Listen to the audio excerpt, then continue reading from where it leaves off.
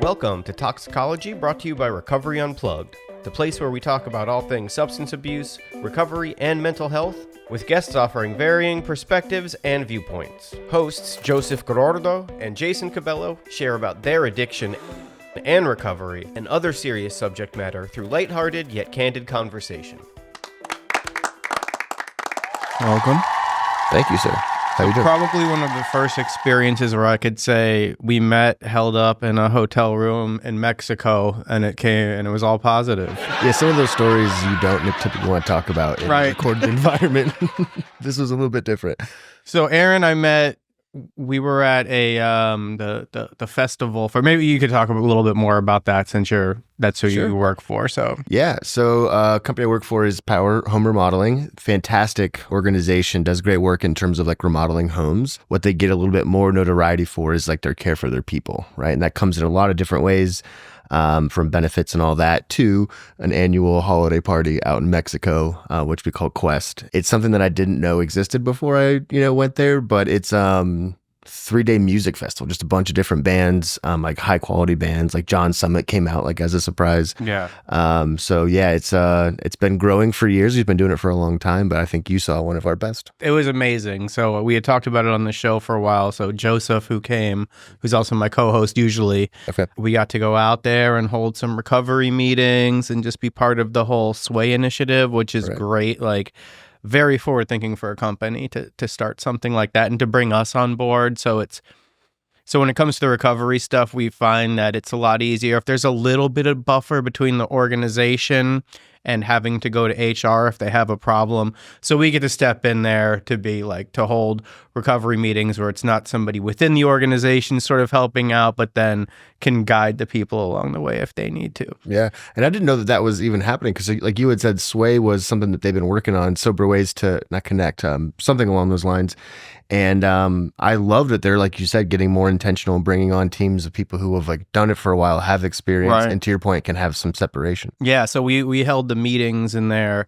And, every day we would hold 2 meetings and we would have people come and who were just like some of the people. One guy had celebrated his 60-day sober anniversary that day. And then other people had like years, and they're just like, this is awesome that, we could come here. Because there's a lot of drinking, a lot of partying, for the normies, it seems like it's a lot of fun. Especially with the amount of cameras that are around there. Like we have like a flip cup competition and they're like, like your leadership's also there. It's a little bit of a different environment. Right. But you were holding the meditation meetings, which I got to go to. And, meditation has been a huge part of my recovery. And it was awesome that, we got to meet there that morning, and it was just like, we instantly just started talking and formed a bond there. So, yeah, let's talk a little bit about what you were doing there with your meditation group, and then we'll backtrack a little bit. For sure, yeah. So one thing that helped me along the way of my own journey was finding mindfulness and meditation. And years ago, we started hosting these smaller events called expeditions, and it was a chance for us to get some members of the military community together. We would go through concepts of community and of purpose and identity, and we realized like what a great opportunity to showcase some mindfulness to them. So we started hosting meditations in these like smaller environments for these specific groups, and then it grew from there. We started having larger, like we have a once a year summit. And we'll have leadership conferences throughout the year. And so at some of those, we'll host those meditations. And so really it's just a way to, improve the experience of the events that we're hosting. And to your point, to bring not just the party aspect, not just the music and the levity and the fun and the connection,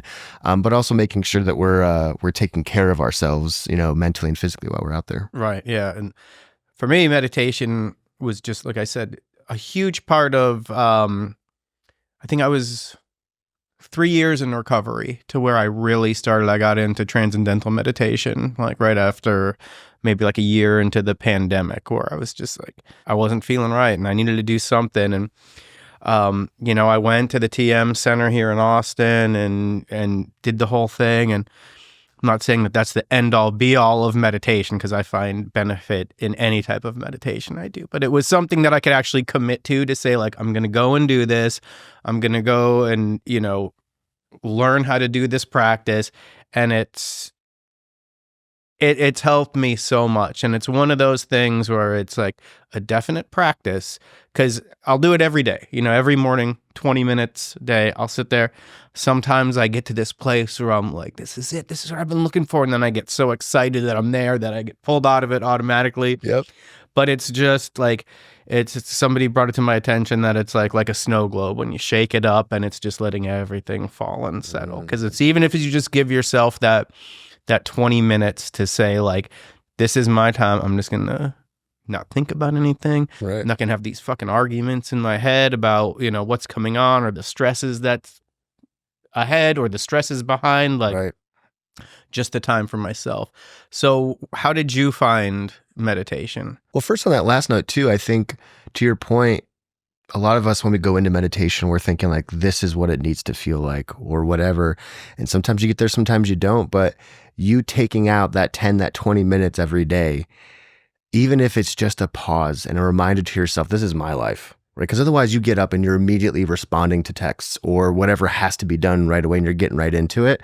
So I think, that's just an important point. That's just like, sometimes just taking some time to yourself is enough of a practice. But my favorite thing that I've ever heard is that if you can't find 20 minutes a day to meditate for 40. Absolutely. Absolutely. It's somebody likened it one time that is like, if you're in a car and you're running out of gas, you don't say like, I don't have time to stop for gas. Like, you actually need to stop for gas or you're going to run out of steam.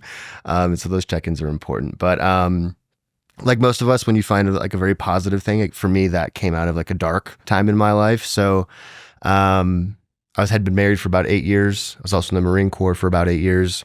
And as both of those things ended, I found myself like living in my car and just like, grinding my face against the pavement is the way that I look at that period of time in my life. And I was on YouTube because I was like looking over my portfolio, like, why does anybody want to hire me? Like, what is going on? Like, I thought that I was, talented or whatever. And there was a video from Les Brown. I don't know if you're familiar with a guy named Les Brown, but he's an incredible motivational speaker. He had done some political work and is an author as well. But what I really liked about Les Brown was that he had a come up story. And his story was that he was like, same kind of thing. He had been like abandoned and like all these, horrible things that had happened growing up, but he made something out of it. Right. He had this wonderful quote that said, when life knocks you down, try and land on your back. Because if you can look up, then you can get up. And I was like, okay, Les, like, I feel that. And so it started with like gratitude and trying to find little things in my life that I could be grateful for. And in that moment, that's what he was talking about. And I was like, there's nothing to be grateful for right now. It's not going well. And as if he could hear me while I'm like listening to the video, he says, and if you feel like you have nothing to be grateful for the ray of sunshine coming in the window. And so that was like my very first gratitude. I was in the trailer in my aunt's house in West Virginia because I was like where I could crash at the time. Right. And that was my first piece of gratitude. And then I had taken this find yourself kind of road trip across the states that I had no money to do. And so I was like eating at the Dollar Tree and the Wendy's dollar menu. I'm sure we've all experienced that to some extent. And I read a book during that time called You Are Here. And that talked to me about meditation and mindfulness. And that started me on that trajectory of ultimately finding it. And there's something so like, for me, it's when I was in rehab. And it's like, at the time, I was just like, my life is shit. This sucks, blah, blah, blah. But looking back, it was just the time that I had the most growth, and the short time afterwards to where I really like started putting one foot in front of the other. Like those little achievements that seemed so minuscule at the time, getting my driver's license, little shit like that, like meant so much to me and like filled me up with the hope to keep going. That I've done some cool shit since then, but nothing I think is it was just so building me up spiritually to be like, I can do this. Because for so many years when you're in that dark place and you're just like, I'm just a fuck up, I'm just gonna the best days are behind me, right? Like when you realize you might have some good days behind you, but if you don't fucking work for it, the best days are definitely behind you.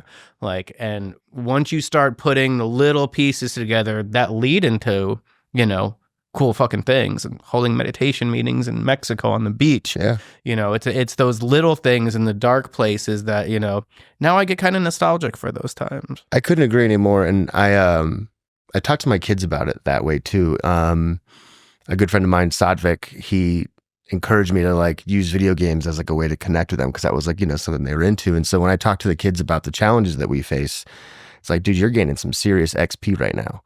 You know what I mean? Like your character in this game of life is leveling up through these challenges, and it's about how you face them. And I even remember when I was, you know, like listening to Les Brown and thinking about my situation and kind of comparing it to his, I remember giving myself the phrase of like, this is going to sound so cool on stage. Like whenever I'm telling my story years later, and I had that beautiful moment at a summit, probably 3 or 4 years ago now. And it was, you know, 350 vets, and I'm up on stage talking about gratitude and like how I found it.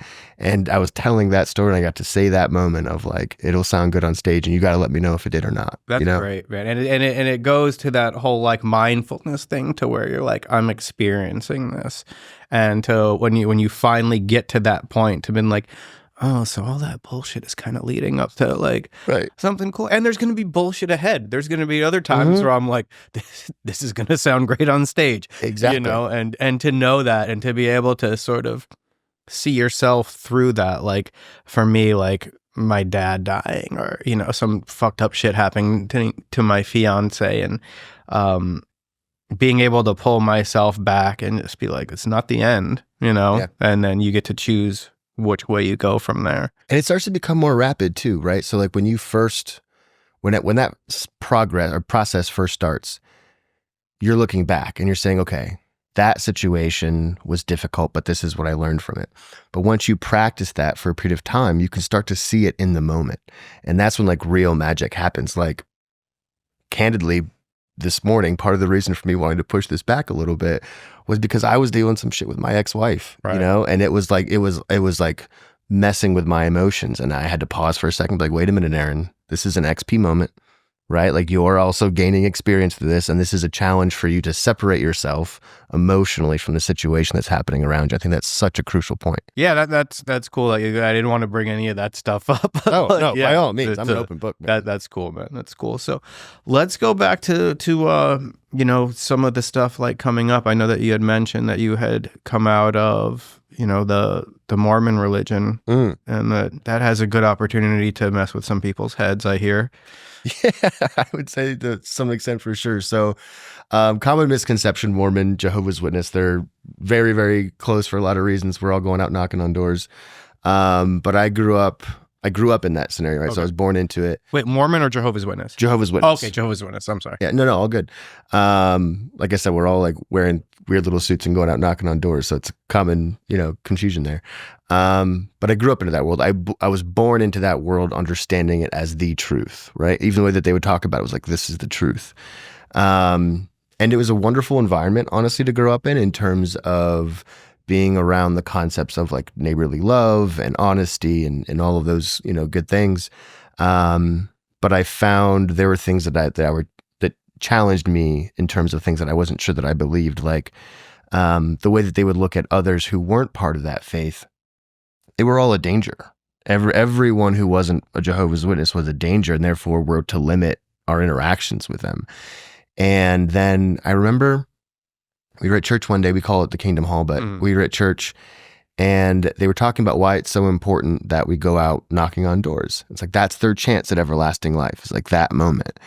And I thought to myself, you mean to tell me that if like Susie Rockenbacher doesn't want to listen to 15-year-old me at 9:30 in the morning on a Saturday who's just knocked on her door, that's it for her? That was her one chance? Eternal damnation. They were like, yeah, that's why it's so important. And I was like, nah, that ain't real. I can't be that important. I can't be that important. And there's like the all-knowing, all-seeing, all-powerful God wouldn't make his judgment based on that moment. And so that's when I started kind of peeling back some of the layers and like realized that wasn't necessarily for me. And so I left the faith. The tip of the or what is it called? The hair that broke the camel's back, I guess. Right. Was I decided to go to prom. Like, and that was like not okay. Like you don't go to school dances, you don't go anything. Like there's touching there, and like there's not going to be like parental, real supervision. Right. And so I had to sneak out. In fact, I bought a tux and hid it in the garage, and like I had a whole plan, and my dad came home early. Oh, right. shit. And so I was like, oh no, like this is not going to work. He comes home early and he's like, hey, you want to like play some basketball? Being like a good dad, if you will, in that moment. Right. And I was like, yeah, sure. And then he went in to change. I grabbed the tux from the garage and booked it down the street, running Had the down limo the street. waiting outside and got I went to a friend's house. We went in limo and then made it from there. And, 40 missed calls, whatever it was. And then finally a voicemail that was like, if you're not home in this amount of time, you're not welcome. And sure enough, I came back and my shit was on the front porch. So that ended the Jehovah's Witness career. And how old were you? I was 16, probably 17 by that point. And my mom lived in Pittsburgh, Pennsylvania. So there was an eventual transition there, but there was a wonderful period of time where a friend who will remain nameless for his own sake, like took me in, and he was in college. And so I got to finish out like going to school, like with living with this guy who like all the girls that I was in school with like wanted to go hang out with. So not a horrible situation for me there. But that ultimately led me to wanting to question everything that they had taught me. And so I just leaned into the worst communities and lost a friend to an overdose. Another friend went to jail. There was a suicide in that group. And I woke up one morning just realizing like, this is not the path that I need to be taking. And that's ultimately what drove me to join the military, because I was like, I need some kind of structure. I needed a lifestyle that was completely different than the little bubble boy that I had grown up as in the religion. And so I was like, well, the Marine Corps sounds pretty opposite of that. And so that's what ultimately brought me there. And how did that go? Man, that was a trip. I was really, really fortunate because I ended up with a job in the military as a photographer. And so that meant I would attach to a unit for an afternoon or for 8 or 9 months, depending on what the situation was. And so I kind of got to hop around and experience all these different pieces of the Marine Corps and then eventually the DOD. And it was just like the camera was like a key that unlocked any door. That's what we ultimately like kind of like bonded our friendship over was the thing about just going somewhere with the camera. You're the fun uncle of the group. Like you get to show up and everybody wants to show you around and gives you like all access. And people get the fuck out of your way. Like it's a great tool to like get in places and like immerse yourself in. Yeah. Well, it depends on the unit too, because there were some units, and understandably so, there are some units who go through so much training together and have such a close-knit community that any outsider who comes in hasn't done that training is a liability. I'm going to get somebody hurt. And so I would walk into a room, especially if I had just attached to the unit, and hear in the corner, like, spy on deck, like watch out for this guy, or just like general hazing stuff that would happen to anybody. But it would take time usually, especially if it was a longer deployment. I would always show up early and keep the camera away at first and just like pretend that I was there to like help and like move sandbags or like whatever the thing was, earn a little bit of cred, and then pull up the camera like, yeah, that's why I'm really here. Right. But once they warm up to it, it's usually a good thing. Yeah. And I find that too, like just with pretty much anything in life, if you show up to a situation and you show up with that mentality, like, I'm going to be taking you guys pictures soon, but what can I do to help you in the meantime before I get started? What can I do? I'm going to be in your way, Right. What can I do in the meantime to help you guys out a little bit? Exactly. Like that's that and a camera get you a long way in life. Absolutely. I think one of my favorite access stories with the camera was on the back of the USS Tortuga. So we were doing like jungle warfare training with a bunch of different countries out there. And so we're out on a float in between some countries, and they were doing, I think they call them black ops or night ops, whatever they call them. But basically the whole ship goes dark, right? They have these like big leather shades that they pull, and all the outer hull lights are turned off, and no one is allowed out on deck at that point in time, because you go man overboard, that's it. Ain't nobody even looking for it, And so same kind of thing. I just walked up with my camera because I wanted to go do some cool night shots outside, get some stars over the side. There's no lights, perfect environment for it. And to your point, like I just walked past just a couple like low ranking people who were there to make sure no one went out. But I explained, hey, this is what I'm doing. This is my story. Oh, go ahead and do your thing. Yeah. And so now I'm on the back of this ship all by myself. And there was some cargo netting over like a bunch of gear in the back that made basically a hammock. And I just laid out there and enjoyed the stars of the rocking of the boat. It was beautiful. That's totally off topic. Sorry, but no, there's nothing off topic here. Fair enough. That's where the conversation goes.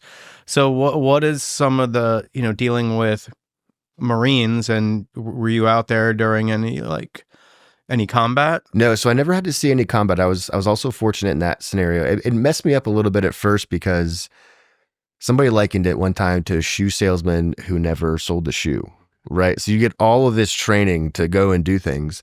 And then for me, it was like that deployment never came. It was always like a humanitarian mission or some kind of like big training exercise. But for whatever reason, my name never came up in that hat with me moving different duty stations and other people wanting those deployments. It never happened. And for a while I was like fighting for it and really wanting it. And then I felt bad that I didn't have it.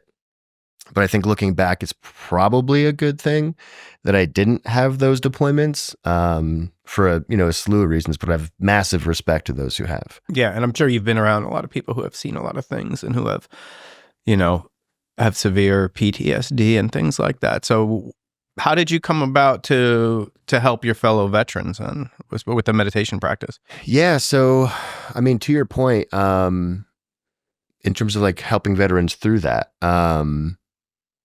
when we first started the Power Veterans Initiative at Power, there were 17 vets working for the company. Now we're up to like 545 or something along those lines.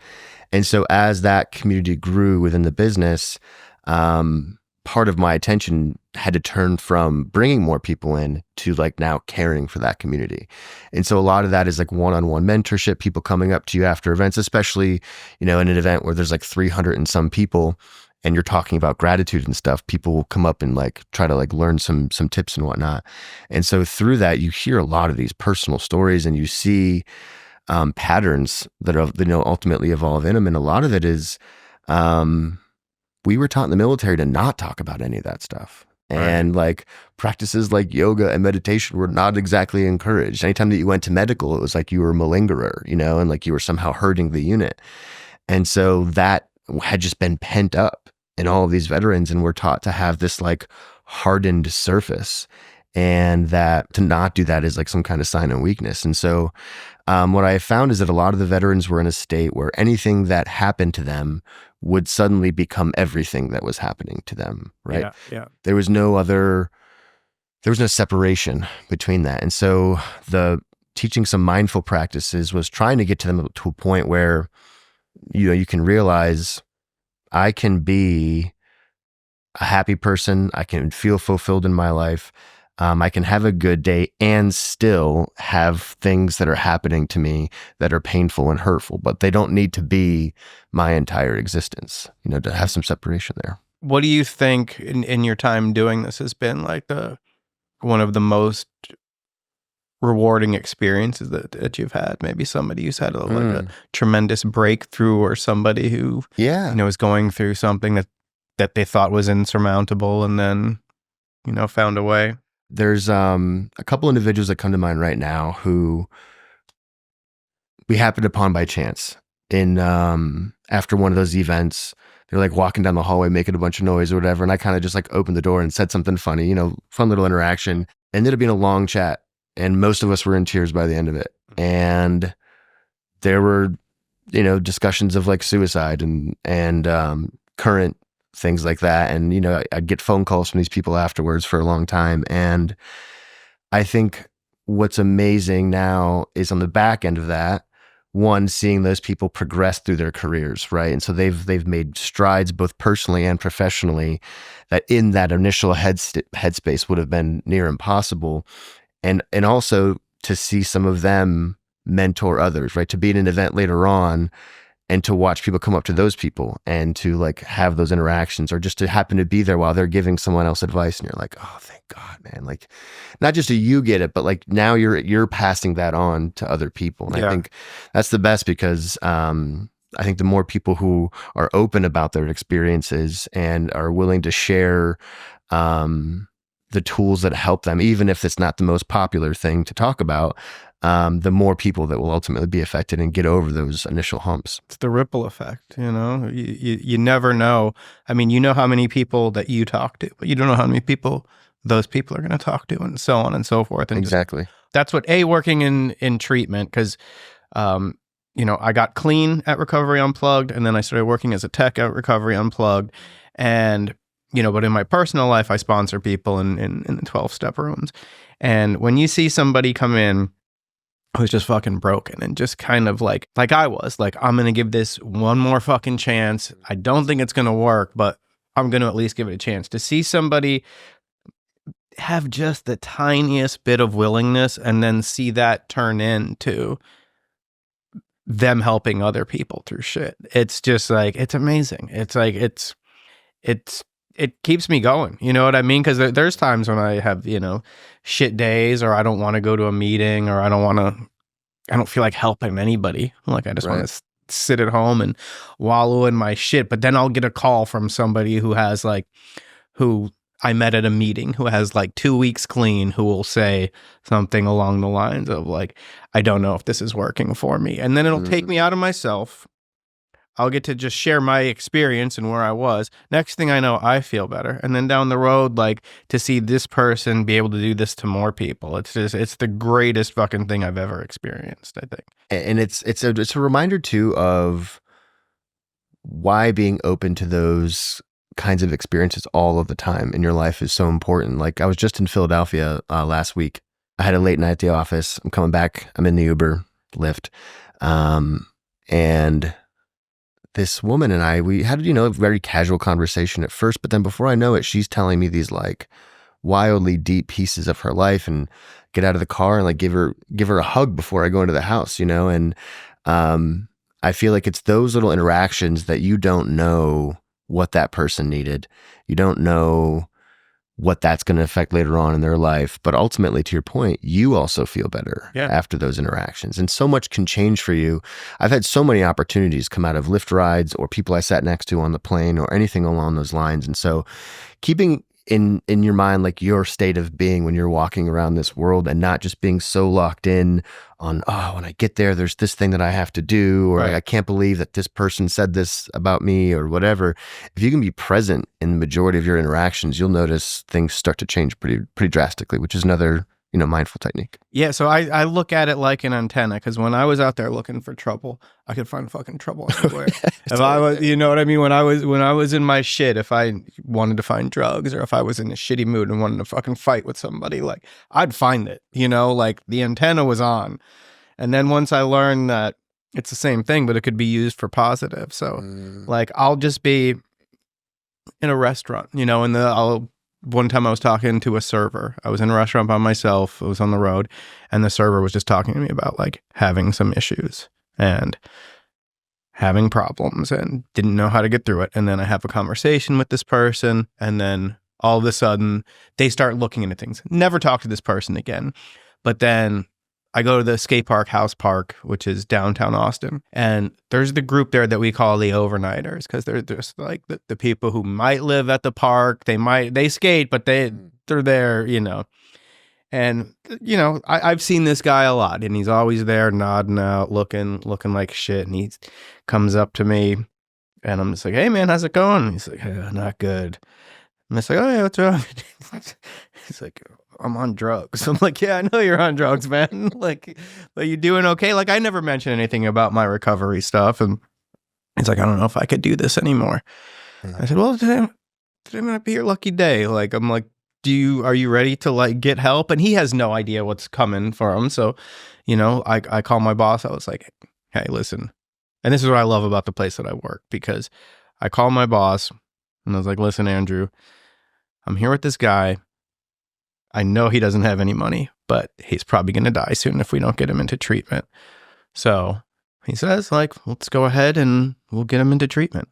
And next thing I know, this guy is filling out all the paperwork that he needs to, finds out he could get a grant from Music Cares because he had done some music work before. By the end of the night, he's in rehab. And like, yeah. And for, no reason that the kid just like sat next to me and just decided to tell me that he was on drugs and needed to find a better way. No idea who I was. No idea that I could help him. And, I haven't heard from him for a while. I hope he's doing okay. But it's just one of those things, like, all it took for me was to be open to this conversation with this person who was going through some shit and not want to just be like, oh, this guy's a fucking, look at this guy. Look at this fucking, yeah, exactly. Like, nobody, well, a lot of people said that to me when I was out there. Like, I don't want to be around this person. But it's just that the openness to want to help people. And, like I said, yeah, it's just a fucking antenna, man. And you could use it for good or bad. And I think a lot of that goes to meditation, to mindfulness. And what do you think? Let me ask this. When was the last time you think you were like, fuck this? Like, this is maybe you didn't want to meditate that day, or you didn't want to do what was like right in front of you to have to do it. And then something you got a subtle reminder from, let's call it the universe. This weekend, I'll be honest with you, man. Yeah. Lot has been kind of turbulent as of late. And so I came back from that Philly trip, and Saturday night I made sure to like see some boys, right? Get with my group, my friend group, and just get around good people, having good conversations, which always fills the cup. And then Sunday I had meant to have a productive day, but I just felt drained. I felt like Bilbo Baggins, he said, he feels like butter spread over too much bread. And I felt it when he said that. I was like, man, that's an analogy I can relate to. And so like, I just, I had this whole list of things that would have like set me up or whatever. And I just didn't feel like I could even approach it. And I watched way too much of The Walking Dead, which I've already seen. But then I decided, I was like, look, dude, just step outside and take a moment of peace, watch the sunset, and like, we'll figure it out. And I started doing that, and just kind of being open to if anything was going to come or whatever. And there were these moments where after enough space had been created, right? So when you first go sit outside, you're like, okay, I'm going to watch the sunset. And then 15 seconds in, right, everything starts hitting, right? And so you spend a little bit of time just like watching those clouds pass, if you will, in terms of like the thoughts. And then grace came after that and was like, look, you're tired. You need some rest. And that's okay. It's okay to not always be producing, which is, again, in the military, there's always something to do. And also working at a company that's like, forward moving, and there's like a lot of fantastic people who are always pushing boundaries. It can feel like you always need to be doing that. And then as soon as I got that space and that grace, I did feel like there was some kind of message from above, God, the universe, whatever you want to call it, that was pointing out a few things. It was like, this might be one of the reasons that you're tired. You might be giving too much energy to this substance or to this group of people or, whatever.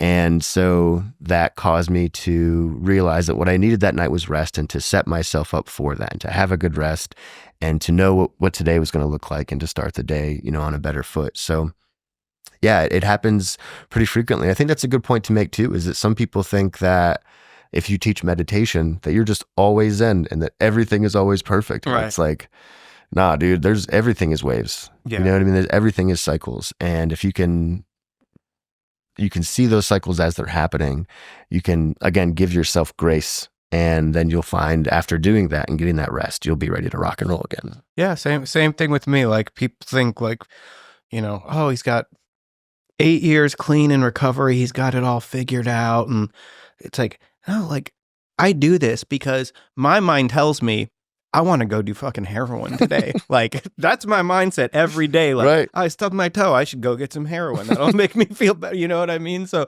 I'm doing these things to keep me from getting in my own way and making terrible decisions. So, I do whatever I can, reach out to somebody else, talk to my friends who have been through it before. Right.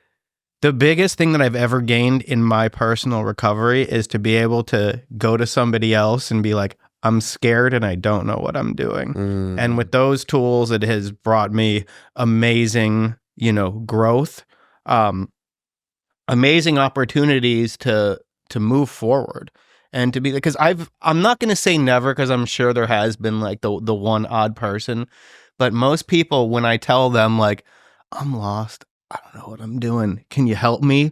Will always say like, yeah, what part are you understanding? Let's go through this, whether it be somebody at work, my sponsor, whatever it is. Like, that's like such a human thing to be like, oh, so that's why that you're acting like this is because you don't know what's happening. Well, let's get through this together and like pull each other up, man. And it's a beautiful thing. And that builds so much trust in that moment too. Right. When you're willing to say, I don't know everything about everything. And sometimes it'll happen where people will come up to you and tell you things that you're already very well aware of. Right. And our first reaction is like, bro, I get it. I understand. Like, thank you, but I understand, right? Like, because we don't want to seem inferior. Right.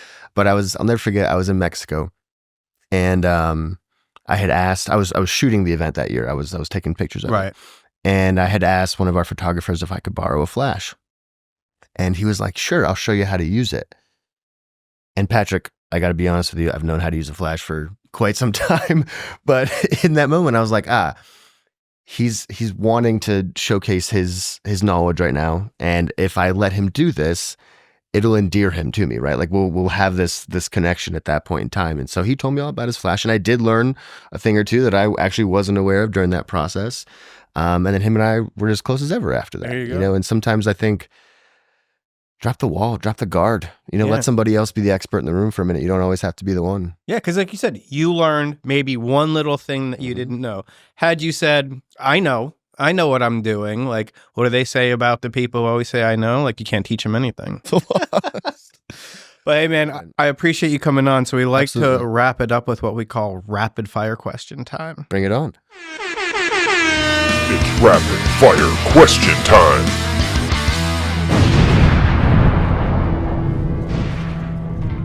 So, Ben & Jerry's comes up to you.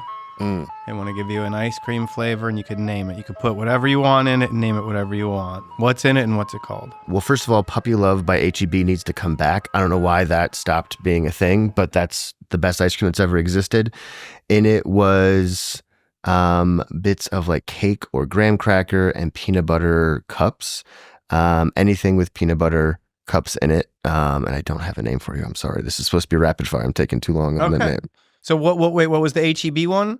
It's called Puppy Love. So Puppy Love 2. Puppy Love 2. There we go. Yeah. Puppy Love reimagined. There we go.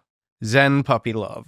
Zen Puppy Love. Yes. I like that. All right. So what, Aaron, is your go-to song when you're having a shitty day and you want to feel a little bit better, or you want to lean into the depression, the shittiness? What's your go-to song? Yeah.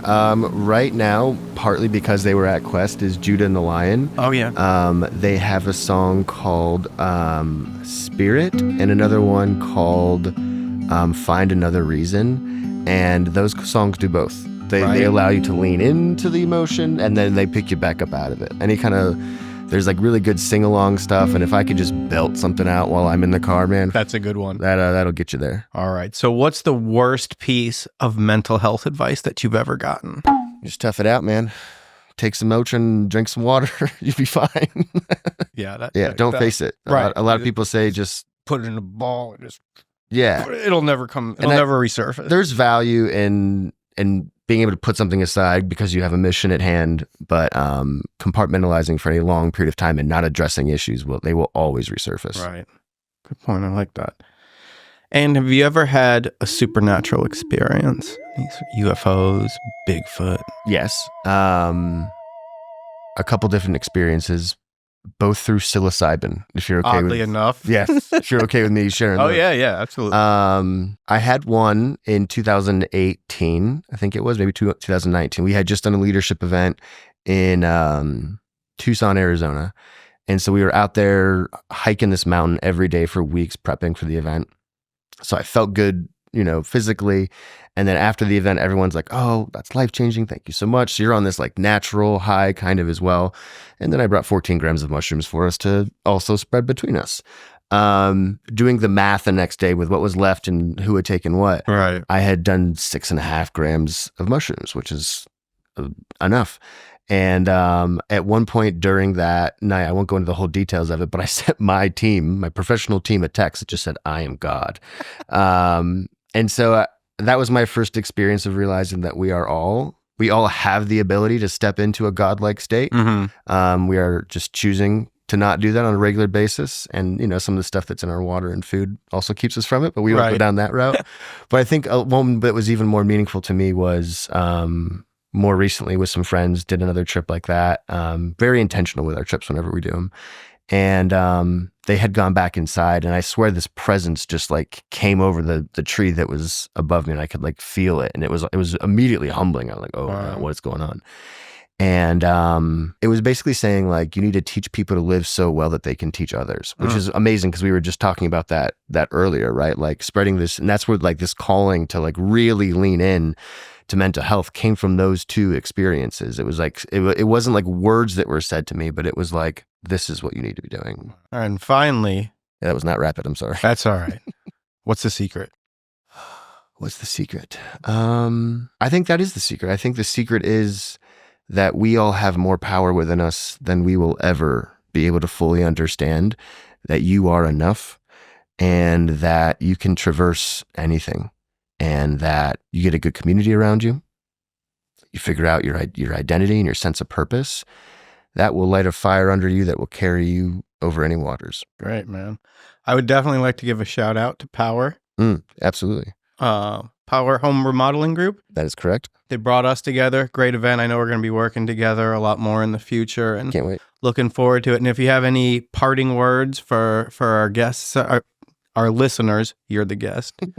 This is your time to just give a little shout out. Where can people find you? Yeah, sure. So I'm still working on some like branding things that we're not launching our website, but the Grateful Collective is something I'm working on now to bring some grateful practices to the masses, right? This is something I've been doing on a smaller scale for a while, so want to spread that to a much larger audience. And so the Grateful Collective is the name. It'll be launching soon. I'm sure I'll be able to send you some links so we can include it in the links and whatnot. We'll have you back once you're ready to launch and everything, and give you another boost. Yeah, and then also on SoundCloud, I have a few meditations that are already out there for anybody who's like going through a rough day, you just had a rough interaction, or you want to start your day right. They're called the Power of Meditation, and those are on SoundCloud under the Grateful Collective. Cool, man. Well, appreciate your time. Good to see you, man, and look forward to doing more in the future. And as we always say, there's 1,000 ways in and 1,000 ways out, and we hope you find yours.